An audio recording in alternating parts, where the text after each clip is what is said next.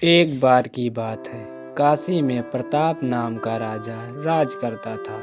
उसके हर्ष नाम का एक बेटा था। एक दिन राजकुमार दीवान के लड़के को साथ लेकर जंगल में घूमने गया। जंगल में घूमते घूमते उन्हें एक तालाब मिला। उस तालाब में कमल खिले थे। पास में ही एक महादेव का मंदिर था। दोनों मंदिर गए। वो मंदिर में दर्शन करके वापस आए तो देखा तालाब के किनारे राजकुमारी अपनी सहेली के साथ स्नान कर रही थी। दीवान का लड़का वहीं बैठ गया, पर राजकुमार से रहा नहीं गया। वह आगे बढ़ा। राजकुमारी ने राजकुमार को देखा और उस पर मोहित हो गई। राजकुमारी भी उसकी ओर देखती ही रही। फिर राजकुमारी ने जूड़े से कमल का पुष्प निकाला, पहले कान में लगाया, दांत से कुतरा और फिर पैरों के नीचे दबाया।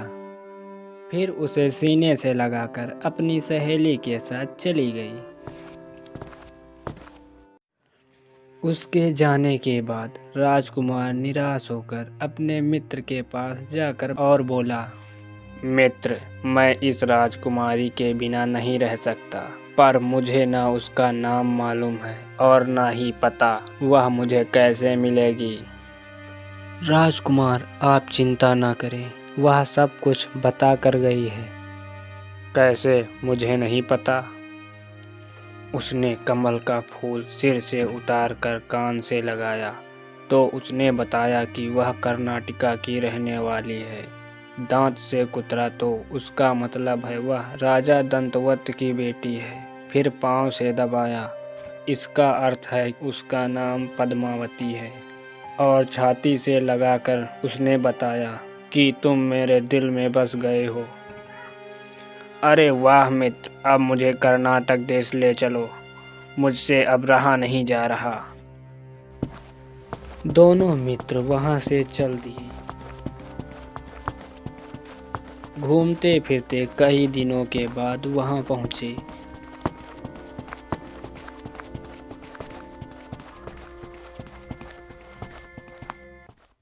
माँ जी, हम सौदागर हैं, हमारा सामान पीछे आ रहा है, हमें रहने के लिए थोड़ी जगह दे दो।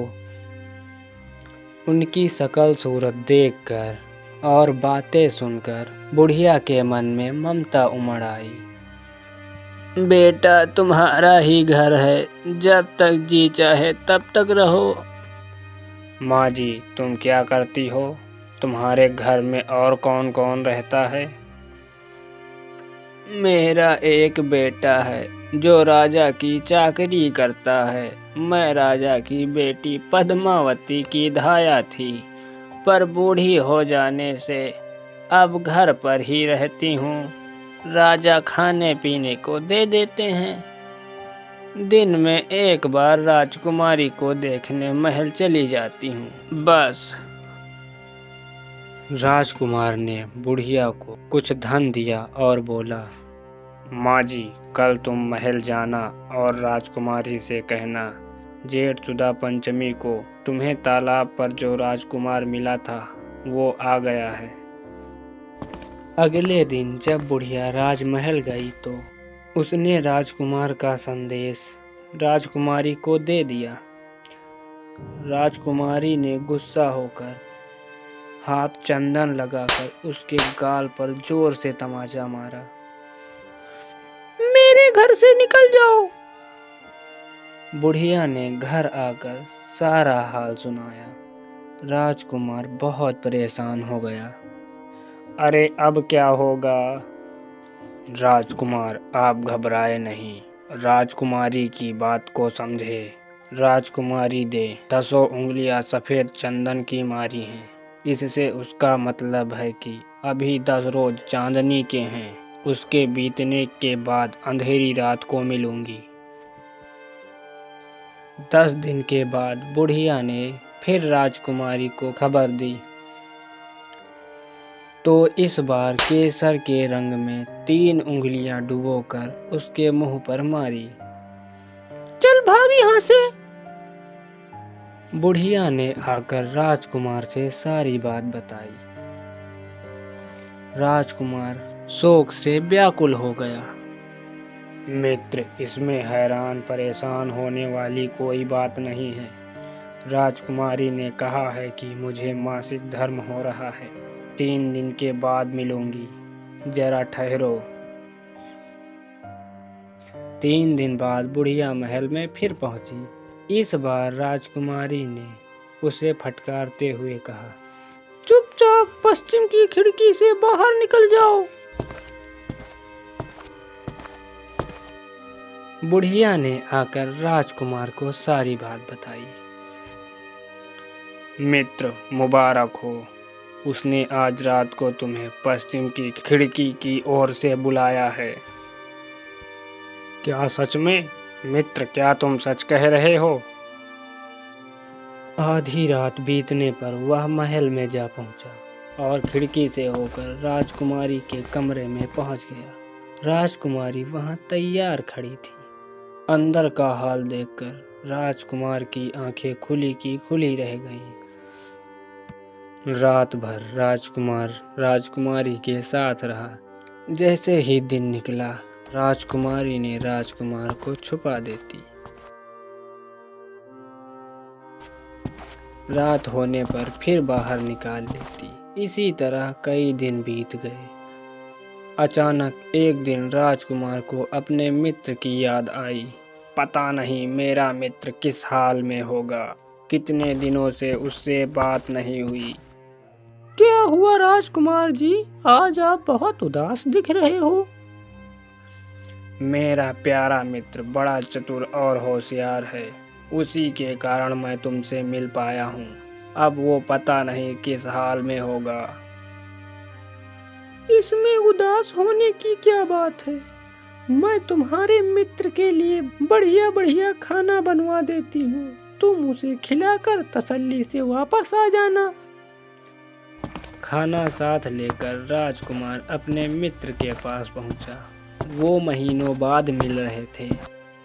राजकुमार ने मिलने पर सारा हाल कह सुनाया। राजकुमारी को मैंने तुम्हारी चतुराई की सारी बातें बता दी, तभी तो उसने तुम्हारे लिए अच्छा अच्छा भोजन बनवा कर भेजा है। दीवान का बेटा सोच में पड़ गया। मित्र, तुमने अच्छा नहीं किया। राजकुमारी समझ गई कि जब तक मैं हूँ तब तक वह तुम्हें अपने वश में नहीं कर सकती।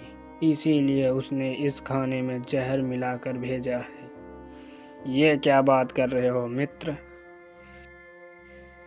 यह कहकर दीवान के लड़के ने थाली में से एक लड्डू उठाकर कौवे के सामने फेंक दिया।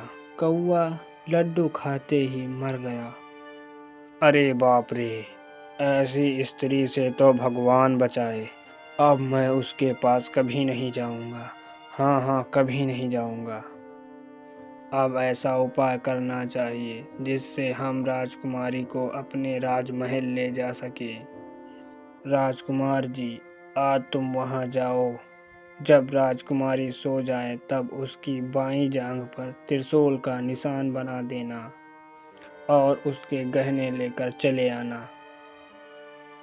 राजकुमार ने ऐसा ही किया। राजकुमार के आने पर दीवान के लड़के ने साधु का वेश बनाया और राजकुमार से कहा, तुम जाओ, ये गहने बाजार में बेच आओ। कोई पकड़े तो कह देना ये गहने मेरे गुरुजी ने दिए हैं और उन्हें शमशान घाट पर ले आना। राजकुमार गहने लेकर महल के पास एक सुनार को दिखाया।